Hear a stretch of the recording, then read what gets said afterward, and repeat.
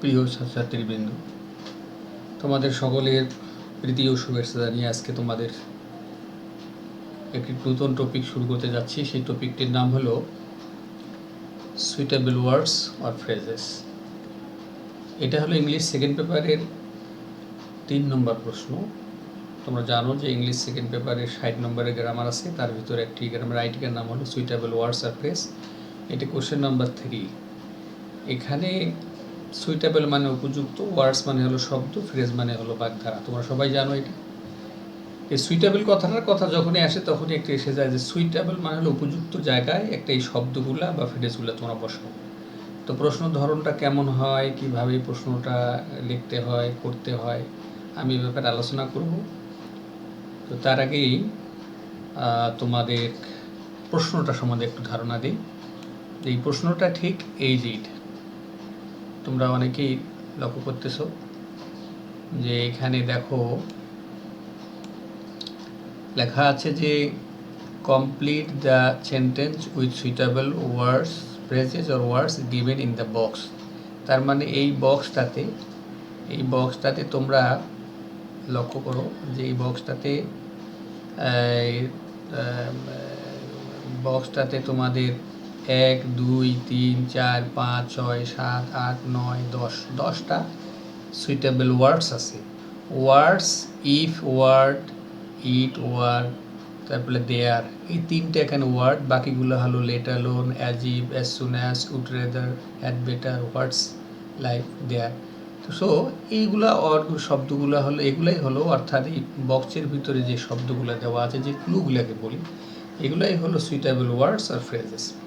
আর এই সমস্ত suitable words আর ফ্রেজগুলোকে নিম্নের দেয়া যে প্রশ্নটা আছে, 1, A, B, C, D, E, F, G, H, I, J, এই 10টা প্রশ্নের যে ব্ল্যাঙ্কগুলো দেওয়া আছে, এই ব্ল্যাঙ্কগুলোতেই 10টি তোমাদের সুইটেবল ওয়ার্ডস আর ফ্রেজ বসাতে হবে।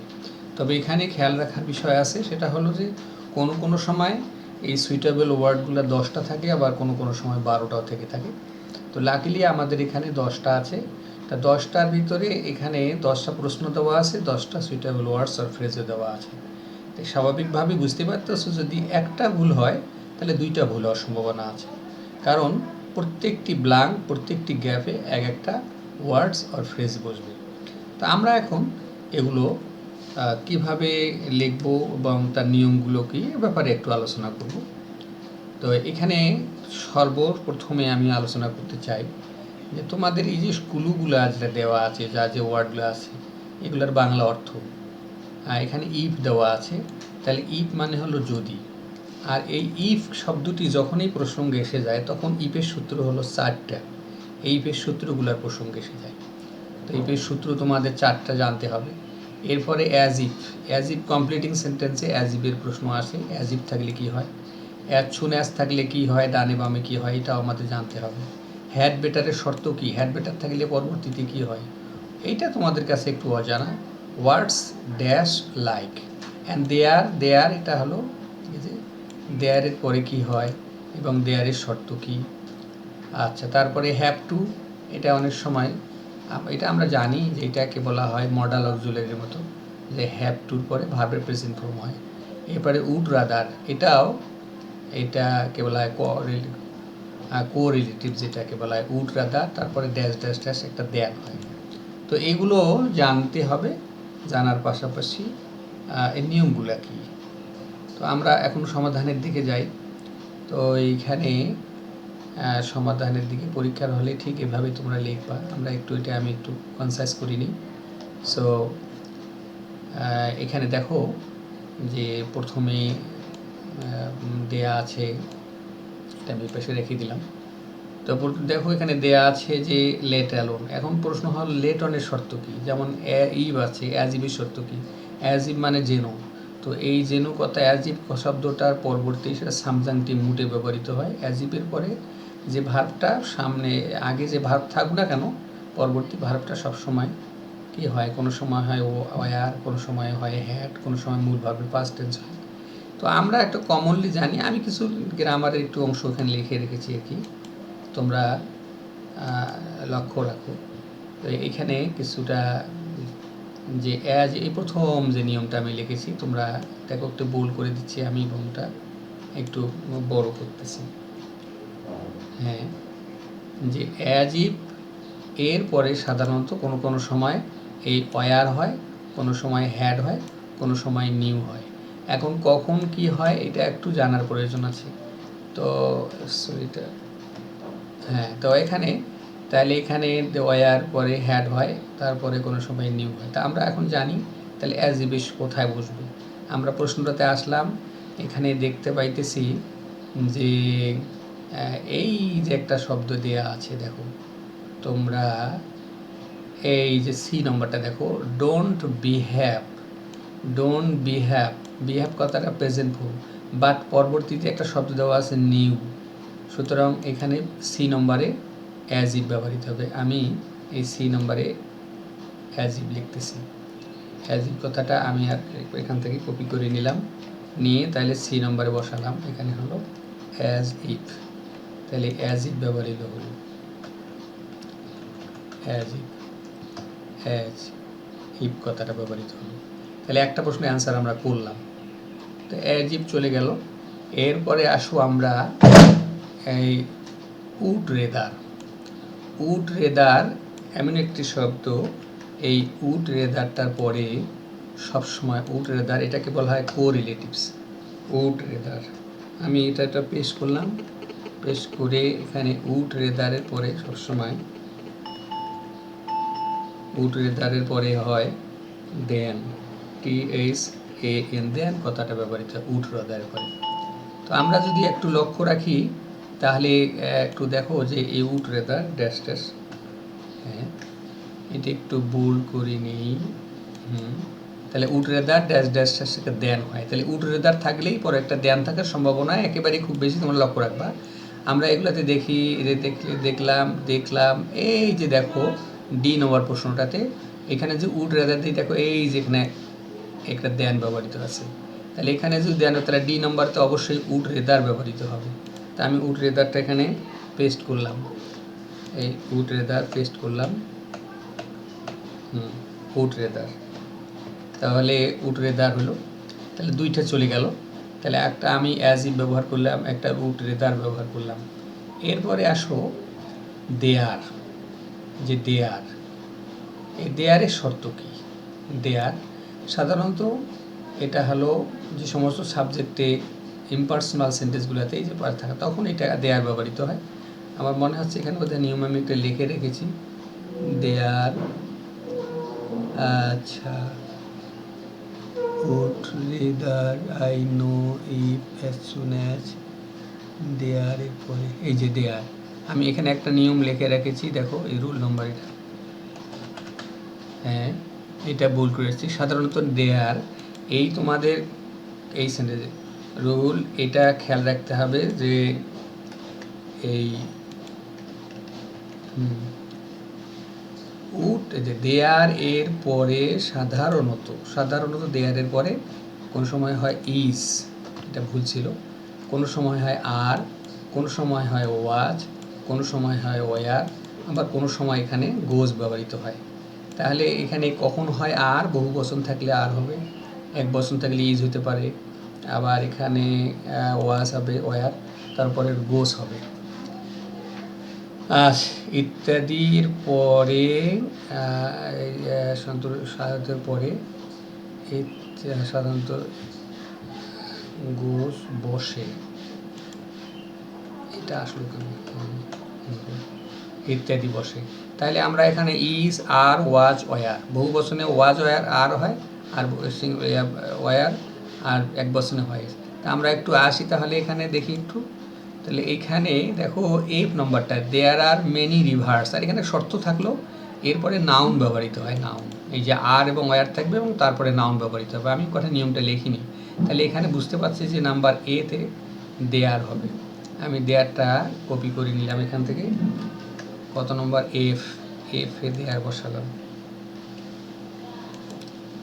আচ্ছা, দেয়ার বসালাম, তাহলে এফ এ দেয়ার বসানো হলো, তাহলে আমরা এফ দেয়ার বসালাম। এরপরে দেয়ার থাকলো, তারপরে হলো ইফ, আর ইফের সূত্র আমরা দেখি যে ইফ আছে। ইফের সূত্র কয়টা? ইফের সূত্র হলো 4টা। আমি এখানে এই 4টা সূত্র এখানে লিখিনি, তবে এখানে ইফের সূত্র আমি একটা লিখে রাখছি, আপাতত একটা লিখে রেখেছি। এটা তোমাদের ক্ষেত্রে এখানে প্রযোজ্য বিধায় আমি এটা লিখে রেখেছি এবং এটা একটু আলোচনা করি। ইফের হলো সূত্র হলো 4টা। এটা হলো 2 নম্বর সূত্র, এটা হলো 2 নম্বর সূত্র। তাহলে ইফের পরে ভার্ব পাস্ট টেন্স থাকলে, ইফের পরে যদি ভার্ব পাস্ট টেন্স থাকলে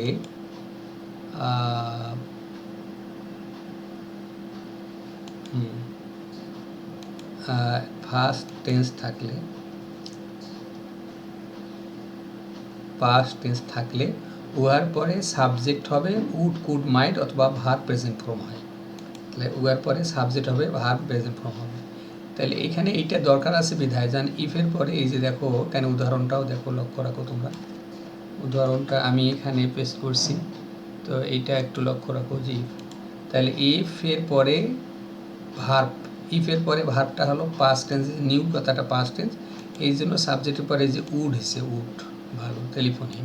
তাহলে আমরা দেখব যে ইফের পরে এখানে উড আছে কি না। তাহলে আমরা এদিকে একটু যাই দেখি যে এইখানে এই যে দেখুন এখানে উড ব্যবহৃত হয়েছে, আর এখানে ভার্বটা পাস্ট টেন্সে, হ্যাভের পাস্টে, সুতরাং জি নম্বরে ইফ ব্যবহৃত হবে।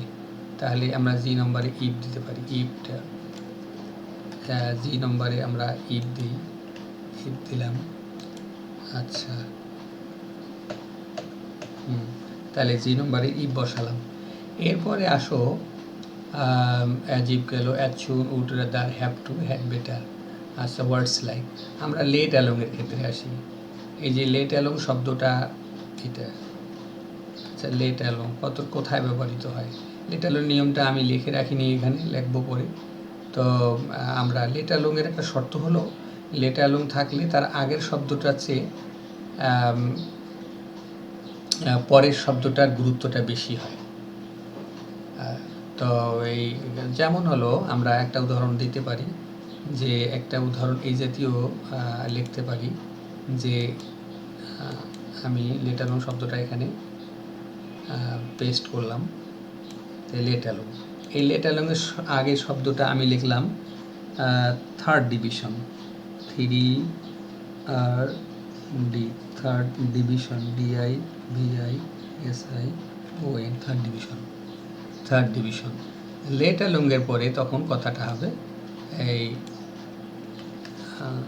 এখানে হবে first division, 1ST, first division. অর্থাৎ আগের কথাটা কম দামি হবে, কম গুরুত্বপূর্ণ হবে এবং কম সংখ্যক হবে। আচ্ছা, পরেরটা হবে, আমরা যদি এই সেন্টেন্সটাতে আমি আর একবার লিখি, আরেকটা কপি করে দেখি যে এখানে বেশি, আগেরটা লিখলাম আমরা CYCLE, আমি সাইকেল লিখলাম, বাইসাইকেল। তাহলে সাইকেল হলো এটা কম দামি হবে, তাহলে বিপরীত শব্দ তার অবশ্যই মোটর সাইকেল,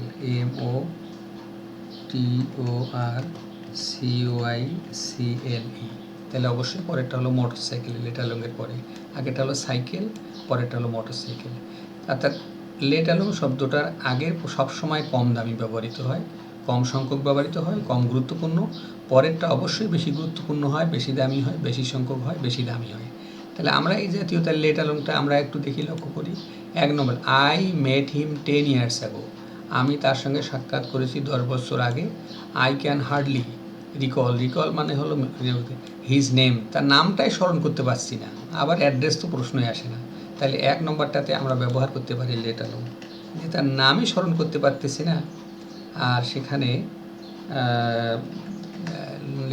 নাম স্মরণ করতে পারতেছি না, সেখানে আমরা তাহলে এই নম্বরে আমরা লেট অ্যালং ব্যবহার করতে পারি। আচ্ছা, লেট অ্যালং ব্যবহার করলাম। আচ্ছা, 1 নম্বরে গেল।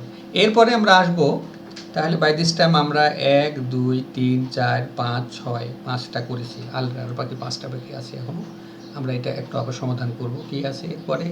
আমরা ইট ব্যবহার করি। তাই ইটের প্রপারটা একটু আসি, লেটার লং হয়ে গেল, ইফ হয়ে গেল, অ্যাজ ইফ হয়ে গেল, উড রেদার হয়ে গেছে, আবার হলো দেয়ার হয়ে গেছে, এখন হ্যাড বেটার, তারপরে অ্যাজ সুন অ্যাজ। এই অ্যাজ সুন অ্যাজ শব্দটা কোথায় ব্যবহৃত হবে আমি একটু নিয়মটা তোমাদেরকে দেখাই দিই। আমি এখানে লিখেছি অ্যাজ সুন অ্যাজ, এই নিয়মগুলো একটু লক্ষ্য রাখতে হবে। এই লক্ষ্য রাখো যে অ্যাজ সুন অ্যাজ এটা একটা এই অ্যাজ সুন অ্যাজের নিয়মটা দেখো, থাকলে উহার আগে ও পরে টেন্স সর্বদা একই টেন্স হয়, ও আগে ও পরে একই টেন্স হয়। এটা আগে ও পরে সর্বদা একই টেন্স হয়। এইটা একটু আমি উহা আগে ও পরে সর্বদা একই টেন্স হয়। একটা সেন্টেন্স থাকলে উহার আগে ও পরে একই টেন্স হয়। এক্ষেত্রে বাক্যটি ফিউচার ইনডিফিনিট কিংবা পাস্ট এভরি হতে পারে। দেখা কোনো সময় বাক্য ফিউচার ইনডিফিনিট হলো অথবা পাস্ট ইনডিফিনিট হলো, তাহলে আগেও যা থাকবে, যেমন এখানে দেখো যে এইখানে লক্ষ্য রাখো এখানে কি লিখছি আমি, এখানে এটা যেমন হবে, যেমন as soon as the telephone came কথাটা পাস্ট টেন্স, অবশ্যই পরবর্তী সেন্টেন্সটা, তাহলে এখানে লেখা হলো as soon as the phone came he ran away, এটা ফার্স্ট টেন্স হয়ে গেল। তাহলে আমরা এখন আশিটি সমাধানের দিকে আসি। তাহলে দেখতেছি যে এখানে করে এই যে give him the news with him, তাই না? এটা তাহলে আমরা এখানে নম্বরটাতে অ্যাজ সুন অ্যাজ ব্যবহার করতে পারি। প্রেজেন্ট টেন্স হতে পারে, এখানেও প্রেজেন্ট টেন্স, এটাও প্রেজেন্ট টেন্স। সুতরাং নম্বরে আমরা আসলাম, A B C D E. Would rather কোথায় দিয়েছি? ওটা ডি নম্বরে হবে উড রেদার। এখানে সি ডি, এখানে হবে উড রেদারটা ভুল হয়ে গেছে, উড রেদার ব্যবহৃত হবে ডি নম্বরে। তাহলে আমরা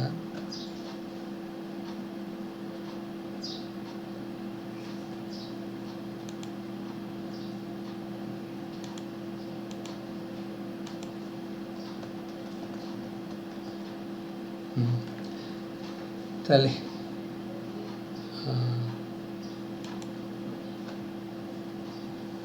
উড রেদার, তাহলে এখানে আমরা ব্যবহার করলাম যে উড রেদার, আর কথাটা উঠে গেছে এখানে, আর একটু লিখতে ভুলে গেছে, উড রেদার।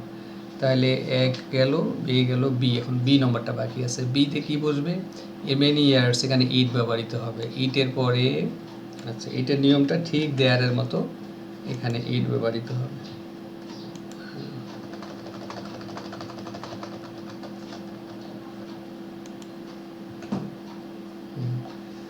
তাহলে এ নম্বরে হলো লেট অ্যালোন, বি নম্বরে হলো ইট, সি নম্বরে হলো অ্যাজ ইফ, ডি নম্বরে হলো উড রাদার, ই নম্বরে হলো অ্যাজ সুন অ্যাজ, এফ নম্বরে হলো দেয়ার, জি নম্বরে হলো ইফ। আমরা এখন আছে নাম্বার এইচ, আর নাম্বার এইচ, তাহলে এইচ আই জে এখন মাত্র আছে তিনটা। এইচে কি বসবে? আই কি বসবে? তো এইখানে আই নম্বরে দেখো মাঝখানে একটা ই দেওয়া আছে, এখানে প্রশ্নবোধক। এই হোয়াট, এইটা দেখো, এই যে এটা হলো ইন্টারোগেটিভ প্রোনাউন, এই জন্য এখানে বুঝতে পারতেছি যে এখানে একটা ইন্টারোগেটিভ চিহ্ন আছে, সুতরাং আই এর ক্ষেত্রে এইটা ব্যবহৃত হবে, আই। এখানে আরও কিছু নিয়ম আছে কয়েকটা, তাহলে আই ব্যবহার করলাম আমরা।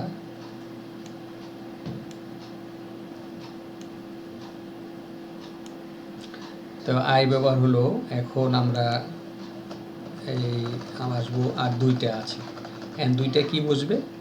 এইখানে বলার আগে বলে রাখি যে উড রেদার আর হ্যাড বেটার আর হ্যাভ টু, এই তিনটা নিয়মেই হলো এরপরে ভাব ব্যবহৃত হয়।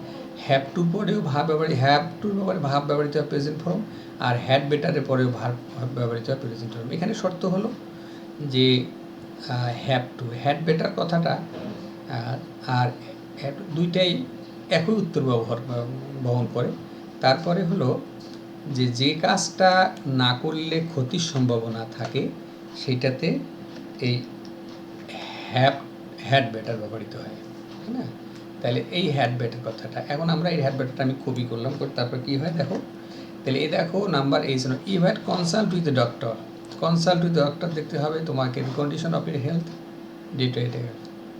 আচ্ছা, তো আমরা তো যদি তুমি এই ডাক্তারের সঙ্গে পরামর্শ না করো তাহলে তোমার স্বাস্থ্যের ক্ষতি হতে পারে।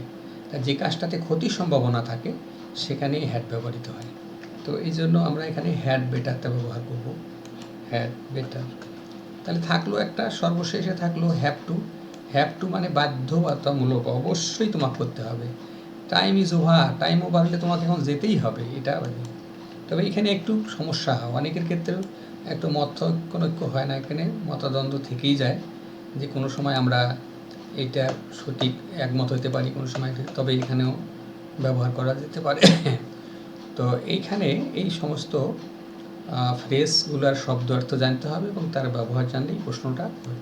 তবে এখানে সবচেয়ে আনন্দের বিষয়, খুশির বিষয় হলো যে ছাত্র যারাই এই ইন্টারমিডিয়েট সেকেন্ড ইয়ারে এই প্রশ্নটা খুব সহজ মনে করে এবং অন্য প্রশ্ন অ্যাটেন্ড করুক আর না করুক এটাকে সহজ। এই জন্য তোমাদের কাছে নতুন হলেও প্রশ্নটা খুবই সহজ। আমার আজকের আলোচনা থেকে হয়তো কম হোক বেশি হোক কিছুটা তোমরা বুঝতে পারছো। আমি এই প্রসঙ্গটা নিয়ে আবারও কথা বলবো, তা তোমরা এই ভিডিওটা আরও বড় হয়ে যাবে, এই কারণে আর কথা বাড়াতে চাচ্ছি না। তাহলে আমাদের সুইটেবল ওয়ার্ডস আর ফ্রেজ বলতে কিছু শব্দ দেওয়া থাকবে বা ফ্রেজ দেওয়া থাকবে, যেটার বাংলা অর্থ জানতে হবে, পাশাপাশি তার ব্যবহারটা জানতে হবে। এই দুটো জানলেই এই প্রশ্নটা অ্যান্সার করা যেতে পারে। সেখানে 10টা থাকবে তোমাদের ফ্রেজ বা সুইটেবল ওয়ার্ডস। একটা ভুল হলে আরেকটা ভুল হওয়ার সম্ভাবনা থাকে, এই জন্য সতর্ক থাকতে হবে। আর এটা সহজ হওয়ার কারণে তোমরা সহজেই বুঝতে পারবে। আমি নেক্সট ক্লাসে তোমাদেরকে আবার এই প্রশ্নকে আলোচনা করব। ততক্ষণ পর্যন্ত সবাইকে তোমাদের প্রীতি ও শুভেচ্ছা এবং তোমাদের সুস্বাস্থ্য কামনা করে আমি আজকের আলোচনা এখানেই শেষ করতে যাচ্ছি। সবাইকে ধন্যবাদ, বেস্ট অফ লাক। তোমরা সবাই ভালো থাকো, সুস্থ থাকো। আর নেক্সট ক্লাসে দেখার আহ্বান জানিয়ে আমার কথা এখানে শেষ করলাম। সবাই ভালো থাকো, সবাইকে ধন্যবাদ।